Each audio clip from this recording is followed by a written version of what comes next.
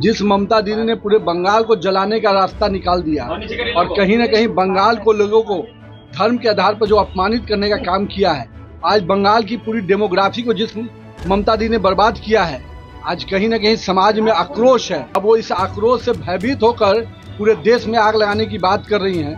मोदी बाबू আপনার পার্টিকে দিয়ে আগুন লাগাচ্ছেন, মনে রাখবেন বাংলায় যদি আগুন লাগান আসামও থেমে থাকবে না, নর্থ ইস্টও থেমে থাকবে না, উত্তরপ্রদেশও থেমে থাকবে না, বিহারও থেমে থাকবে না, ঝাড়খণ্ডও থেমে থাকবে না, উড়িষ্যাও থেমে থাকবে না और दिल्लियों থেমে থাকবে না। कोलकाता के आरजीकर मेडिकल कॉलेज में ट्रेनी डॉक्टर के साथ हुई दरिंदगी को लेकर सियासत तेज हो गई है, तो वहीं 28 अगस्त को बीजेपी के बंगाल बंद के दौरान हुए प्रदर्शन को लेकर मुख्यमंत्री ममता बनर्जी ने कोलकाता की एक रैली में कहा था कि मोदी बाबू कोलकाता के रेप मर्डर केस में अपनी पार्टी का इस्तेमाल करके बंगाल में आग लगवा रहे हैं।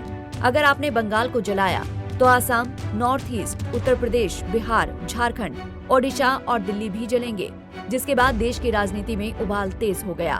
अब ममता बनर्जी के इस बयान पर बिहार सरकार के मंत्री नितिन नवीन ने अपनी तीखी प्रतिक्रिया दी। नितिन नवीन ने कहा कि ममता दीदी ने पूरे बंगाल को जलाने का रास्ता निकाल दिया और कहीं न कहीं जिस तरह से बंगाल के लोगों को धर्म के नाम पर अपमानित करने का काम किया है, उनको पता होना चाहिए कि आज देश में नरेंद्र मोदी की सरकार है और देश के एक एक नागरिक की सुरक्षा की चिंता नरेंद्र मोदी की सरकार कर रही है। बीजेपी के कार्यकर्ता जो लगातार महिलाओं के उत्पीड़न के खिलाफ उनकी सुरक्षा के लिए संघर्ष कर रहे हैं और जो आवाज बुलंद की है, उससे ममता बनर्जी बेचैनी में हैं और यही बेचैनी की वजह से वो देश में आग लगाने की बात कर रही हैं। इस दौरान नितिन नवीन ने आरजेडी पर भी जमकर निशाना साधा। जिस ममता दीदी ने पूरे बंगाल को जलाने का रास्ता निकाल दिया और कहीं न कहीं बंगाल को लोगों को धर्म के आधार पर जो अपमानित करने का काम किया है, आज बंगाल की पूरी डेमोग्राफी को जिस ममता दीदी ने बर्बाद किया है, आज कहीं न कहीं समाज में आक्रोश है। अब वो इस आक्रोश से भयभीत होकर पूरे देश में आग लगाने की बात कर रही हैं। तो देश में नरेंद्र मोदी की सरकार है और नरेंद्र मोदी के रहते देश की एक एक जनता की सुरक्षा की चिंता मोदी सरकार कर रही है। बंगाल में रहने वाले हमारे लोग जितने भी हैं, वो भी जानते हैं कि भारतीय जनता पार्टी की सरकार है और भारतीय जनता पार्टी पूरी तरह से देश में अपने लोगों के सुरक्षा की चिंता करेगी। हमारे भाजपा के कार्यकर्ता लगातार जब संघर्ष कर रहे हैं, महिलाओं का जो उत्पीड़न हुआ उसके खिलाफ जो आवाज बुलंद की है, उससे ममता बेचैनी में है और यही बेचैनी है कि वो घबराहट में देश में आग लगाने की बात कर रही है। प्रधानमंत्री मोदी से इस्तीफा मांग रही है। मतलब जो जिस राज्य में महिलाओं के साथ इतना बड़ा घटना घटता हो, उस राज्य का मुखिया उसको बचाने में लगा हो और एक महिलाओं का अपमान करने का विषय बना, तो ये कहीं ना कहीं दिख रहा है कि जो महिला मुख्यमंत्री होकर वहां बैठी हुई हो और महिलाओं के साथ अपमान होता हो, उसको उसकी रक्षक बनी हुई, अपराधियों को संरक्षण देती हो, वो महिला कहीं ना कहीं बंगाल की जनता उस ममता बनर्जी को जवाब देगी।